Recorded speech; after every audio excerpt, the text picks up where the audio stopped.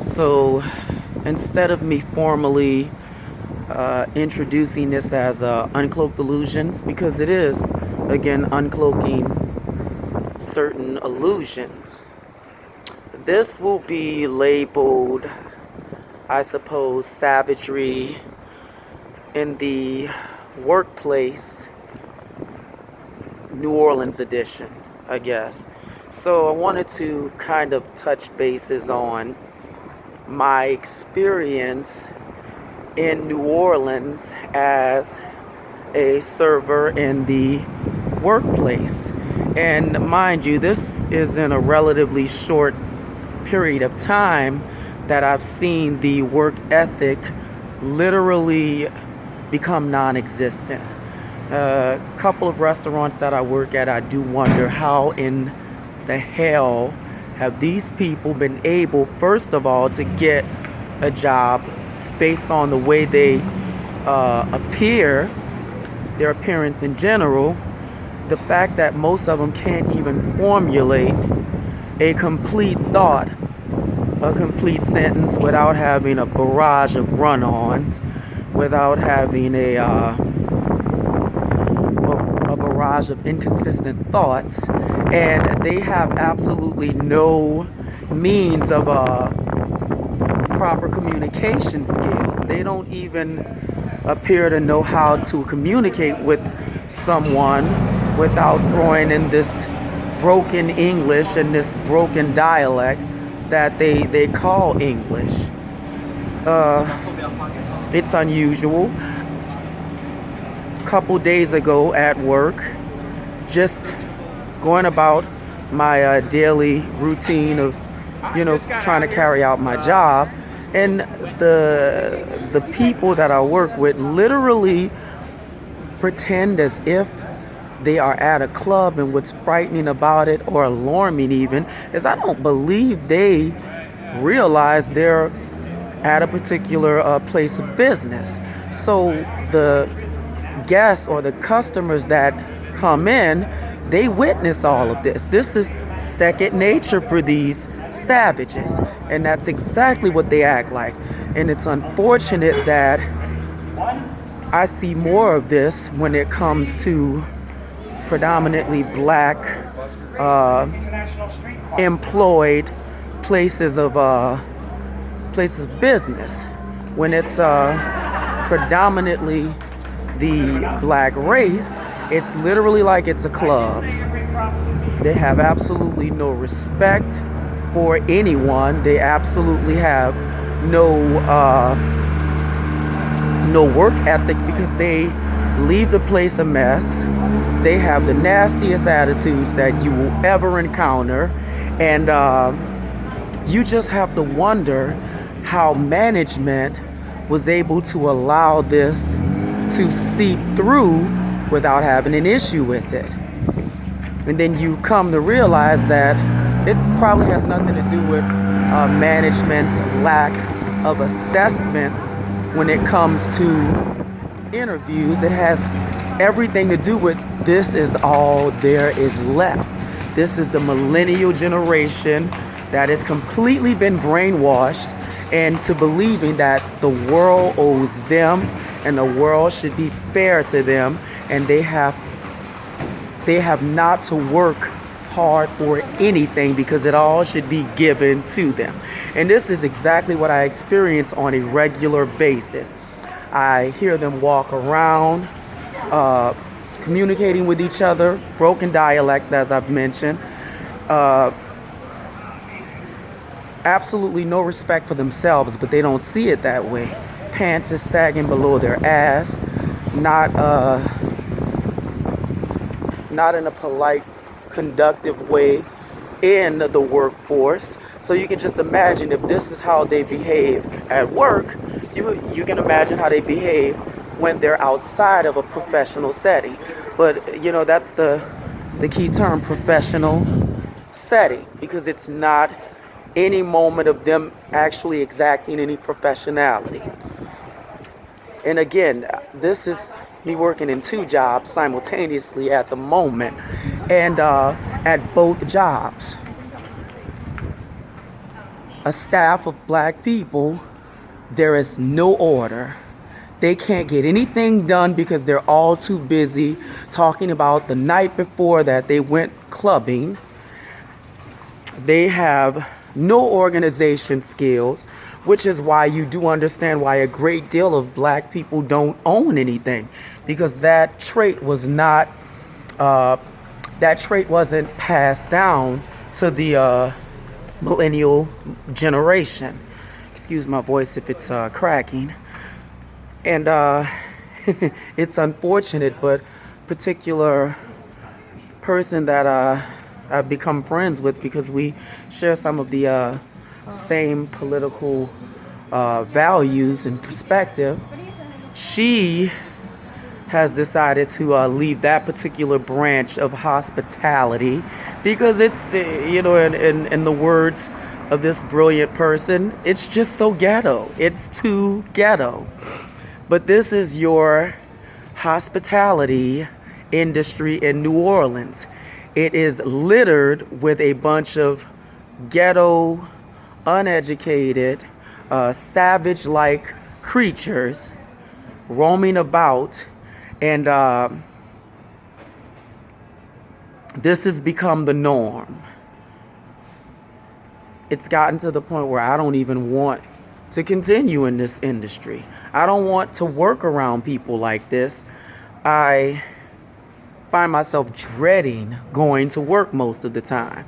But then I have to get over that because I have an objective, and until it's met, I have to deal with these savages on the workforce or in the workforce.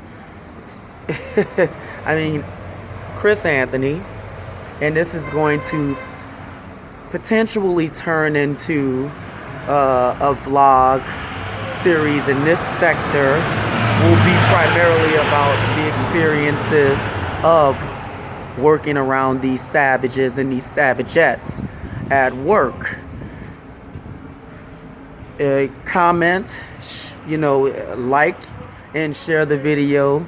Again, subscribe, leave your comments, because I know that there's a great deal of people in the service industry, restaurant industry especially, that they probably have similar experiences with working with a group of people that have absolutely no work ethic. They don't give two shits about working productively and working correctly. And it kind of brings down the morale at the business, and you would only see the morale high amongst those particular people when it is the business littered with that type of behavior, that type of personality. My dad is a business owner, and that would be an issue with him, with always trying to reach out, give back to the community, hiring people that were, quite frankly, not suitable for the job. And he would be boggled with people just not showing up, people only showing up when it was time to make a few more dollars to support, I guess, their lifestyle or their habits. And when he and I would share a conversation, my query would be simply, why don't you hire responsible people? Stop trying to hire people that just have absolutely no work ethic. They don't want to work. They are only working to get the funds to get what they need at the moment. When they get that fix, they no longer feel the need to come back. But you constantly give them chances, opportunities, and they keep doing the same thing to you. So you are constantly left with that burden. You need to start hiring some responsible people. You live in Seattle. You need to hire some responsible Latinos, some responsible Mexicans, maybe some responsible Asians, which the Asians are not going to really work for anyone black for the most part, because they have their own empire when it comes to the economy, when it comes to the workforce. They work for each other, and I understand his notion of trying to employ black people so he can give back to the community. But you can't give back to people that want absolutely nothing but a free ride. And that is what I see and experience with black people.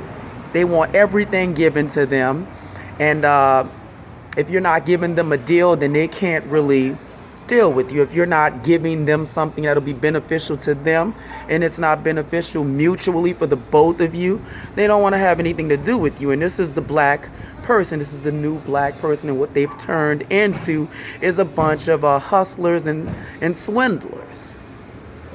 You know, again, one more thing at work is it's like the new drug trade fucking sanctuary, because that's all they do. They're always high. They're always talking about getting high. That's the only discussion that's prominent at work. Getting high, getting something to eat, playing fucking video games. Grown-ass men looking forward to getting together as a group playing video games. I have no issues with that. No quarrels with it. You do whatever makes you happy and keeps you out of trouble. But this is all they do. No ambition about absolutely nothing in life. And I guess it's just me that I notice this, and I notice it all around me. I'm immersed around this crap. Even the ones who claim to be educated still can't even formulate a complete thought. You know, can't even decipher the difference between a fragment or a run-on.